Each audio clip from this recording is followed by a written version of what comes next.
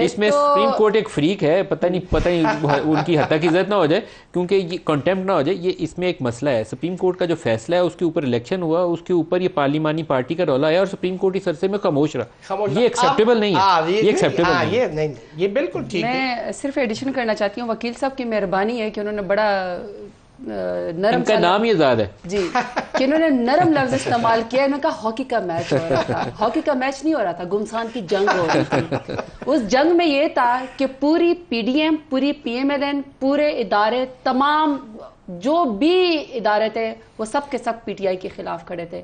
Fix کرو، مارو، ان کے نامینیشن پیپر ریجیکٹ کرو، ان کو آر او کے دفتر نہ پہنچنے دو. آر او کے دفتر اگر کوئی پہنچتا ہے تو اس کو گرفتار کر لو، اس کے نامینیز کو اٹھا لو، جو اس کا پروپوزر اور سیکنڈر ہے اس کو اٹھا لو.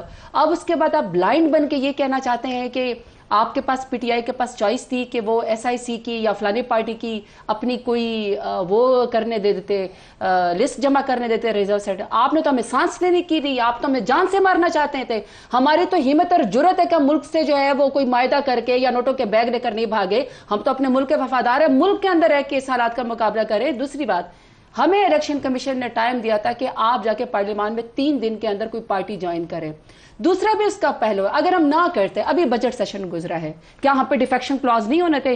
میرے لیڈر کا حکم ہے، ہماری پارٹی کا حکم ہے کہ ہم نے بجٹ کے اگینسٹ ووٹ دینا. اور جو بجٹ انہوں نے ویسی بھی پاکستان کے لوگوں کو مارنے کے لیے دیا ہے، خود وزیر اعظم نے کہا کہ یہ تو آئی ایم ایف کا بجٹ ہے، خود پارلیمان میں تو اس کی فیصلہ ہے سپریم کورٹ کا، یا تو ان کو 2/3 اکثریت مل رہی ہے یا نہیں مل رہی ہے. یہ بڑا معنی خیز ہے فیصلہ. آپ کی تو سیٹیں ایک طرف ہیں، لیکن ان کے لیے بھی اس وقت جان پہ بنی ہوئی. انہوں نے کئی لوگوں سے وعدے کیے ہوئے ہیں، اب جو 3 سال کی مدت کر دیں گے، جائیں گے نہیں، ابھی ایکسٹینشن ہو جائے گی ریٹائرمنٹ ایج میں. آزاد صاحب ہنس رہے ہیں، وہ بھی سارا کچھ درمیان میں رہ جائے گا. اس کے علاوہ بھی کچھ وعدے کیے ہیں جو انڈر دا ٹیبل ہیں، جو ہم اس طرح سامنے بات نہیں کر سکتے کیونکہ وہ شاید پھر کسی ایلیگیشن کے زمرے میں آ جائے گا جب تک آپ کے پاس اتھینٹک ثبوت نہ ہو. لیکن میرا صرف مقصد یہ ہے کہ جب آپ you have the audacity to speak کہ ہمیں یہ جو ہے ریزرو سیٹیں دی جائے. ویسے آپ کی عمران خان کے ساتھ دشمنی، آپ سیاست میں اس کا مقابلہ کر نہیں سکتے. آپ نے اس کی تمام لیڈرشپ کو جیل کے اندر ڈال دیا، تمام خواتین کو آپ سڑکوں کے اوپر گھسیٹتے ہیں.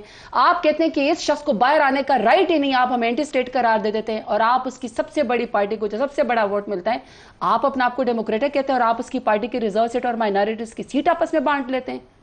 مطلب کوئی تو آپ کا بیک گراؤنڈ، کوئی تو رول، کوئی تو وہ ہوگی.